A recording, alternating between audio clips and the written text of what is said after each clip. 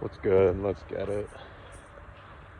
Saw a stat, I think it was yesterday, saying 1/3 of men, I think it was probably like 18 to 35 or something like that. I'm not really sure. But basically 1/3 of men are either virgins or haven't had sex within the last year. And I fall into that category. The last person I had, I mean, this is whatever, but my ex was the last person I had sex with. That's over a year ago. And not everybody, but people who are thinking and talking about her, there's plenty of reasons why, right? Everybody's got a reason why this is, especially for the younger people. I'm 24, so people younger than me, coming out of high school, etc., etc. But I'll speak on my experiences, why I haven't had sex in the last year. Because I'm not bragging, but I've had opportunities to have sex with women, and men too, honestly, but it's neither here nor there. But I've had opportunities to have sex, but I've declined numerous times. And I'll start with the awareness stuff, because that's what I talk about a lot. I started diving into like the act of sex, and it's procreation, right? That's, if you want to break it down to the simplest form, that's what it's for. It's to procreate, have a baby. I'm not necessarily sure it was ever intended to be an act like for pleasure. So when I talk about relationships with God and that sort of stuff, I see it as sort of disrespectful in a sense to myself, to the other person, to God or whatever, the universe, if I'm having sex without the intent to procreate. I especially see it disrespectful for the woman.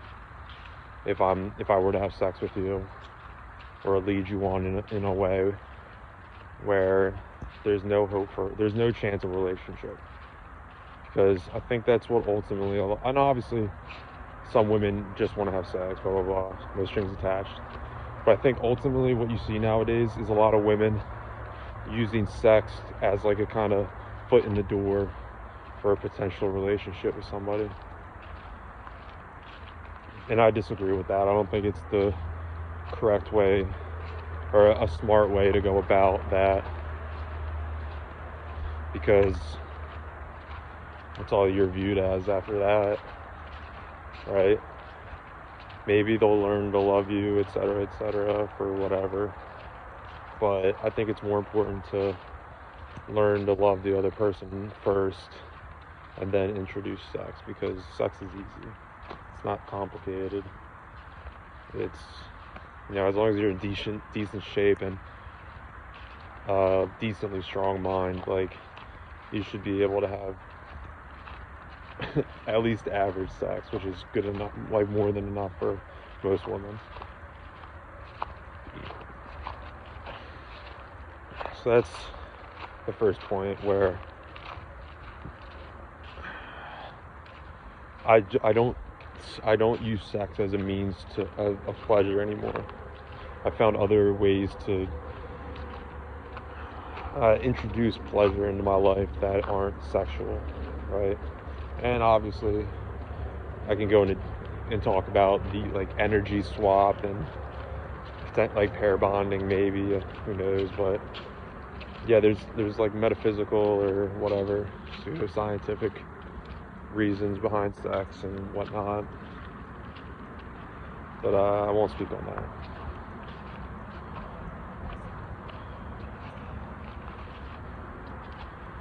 I guess this is going to dive into semen retention a little bit, but when I'm not focused on sex, acquiring it, visualizing it, etc., I'm more focused, more driven on my daily life, right? On work, play, etc. You focus on other things. Like, so I see sex for a lot of people as a depletion of energy. You're essentially wasting energy, time, resources, doing something that doesn't really make a difference in your life at all. Yeah, you could say confidence, but you should have confidence. You shouldn't need to have sex to have confidence in yourself, and if you do, it's not lasting confidence, you know. It's just like you only get it after each hit, right? So number two, I see it as a waste of energy, essentially. A lot of people don't like where they are in life, for a while, me included, and it was my belief, and it's still my belief.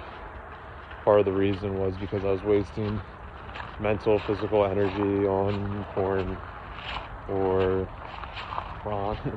or sex. So if you take out those two things, you have more time and energy to dive into endeavors that are, you know, more necessary for survival, right? And this goes back to like the traditional stance on relationships and marriage, right? The family was more involved in the marriage. And this is the other thing, like apparently arranged marriages last longer than modern marriages, right? And there might be a bunch of different reasons why, but one of the reasons I believe is the family was more involved in the process of vetting an individual, whether male or female. So historically, you'd probably need to have your life together in some capacity in order to have sex, to have a relationship, to have marriage. So that means financials in order, mental in order, physical kind of in order. It wasn't really that important though. It was more financials, right? Now that you can get the same effect from sex, whether it be adult entertainment or sex, you can have the same effect. I mean, go into the neuro, whatever, of your body, your brain thinks you're accomplishing more than you actually are. So you're not as driven, you're not as motivated, not as focused. And this is on average, of course, and this is just for the average person. Obviously, there's a lot of people that can do all these things and still have motivation, blah, blah, blah. But a lot of people aren't strong-willed and strong-minded.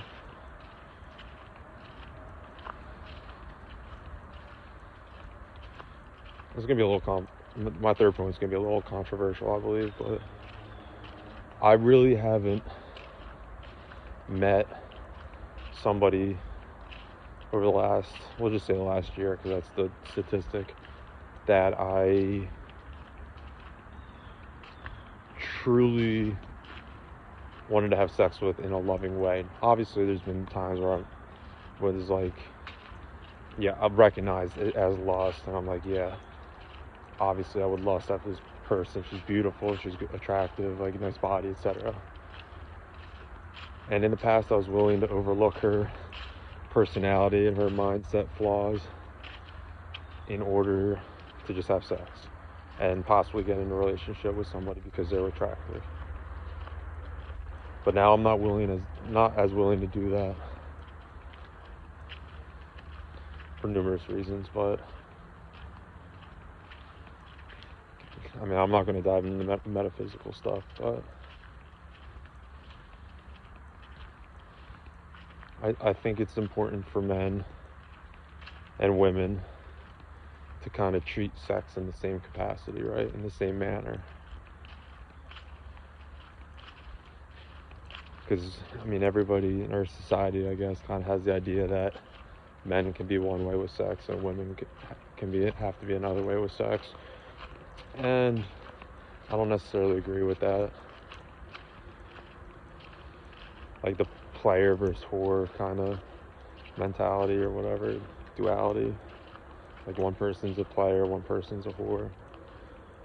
One's looked down upon, one is admired. I don't think that's really a healthy mindset to have, because men who are promiscuous and have a lot of partners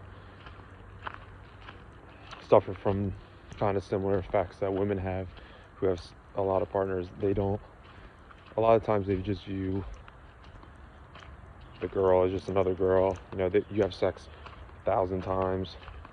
How's this girl really any different from the other 1,000? So it can be a mindset problem.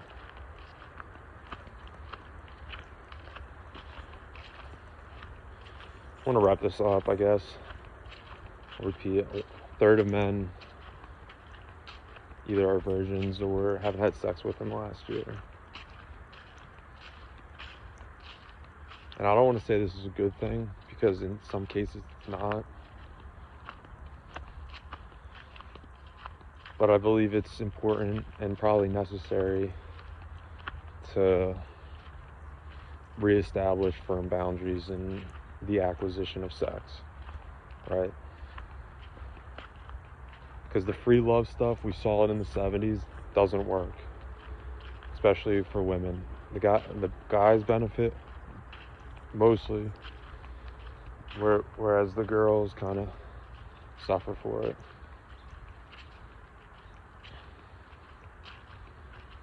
I'm gonna leave it at that. Enjoy the rest of your day. Peace.